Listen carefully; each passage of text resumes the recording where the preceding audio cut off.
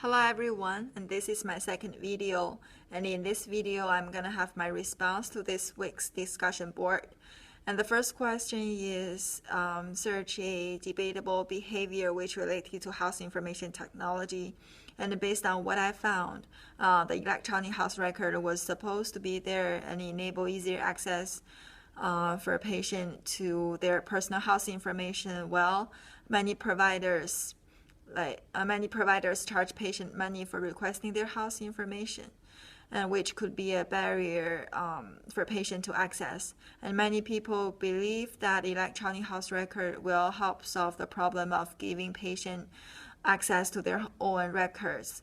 However, an article that was published in 2005 in AMIA indicated that request a copy of his or her medical record can be a long and expensive process, which could be potential barriers for a patient to access their information, and the behavior also goes against the spirit of meaningful use, to place cost burden on patients who are seeking to better engage in their care. And under HIPAA, of course, patients have a right to see and obtain their medical records, and the law also allows that providers can charge a reasonable and cost-based fee for providing patient records.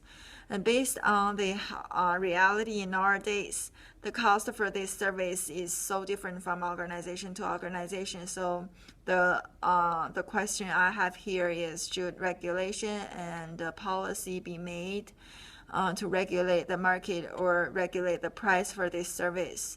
If yes, how much is appropriate and be considered as a reasonable price? So I think for the third parties such as payers and lawyers, it is perfectly fine charging them for requesting patient house information.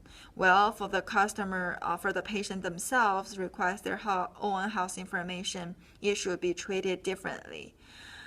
So the second question is about house IT measures to keep institution from data theft and losses. So what I found was there is no one measure that can prevent your institution from data loss, but there are several steps you have to take and to prevent that from happening. So the first one, you should do the risk analysis on your organization, and the HIPAA risk analysis was available and is required by the HIPAA Act, and also implement encryptions for all the data containing patient house information, and then then store patient information on a portable and external hard drive instead of on the laptop.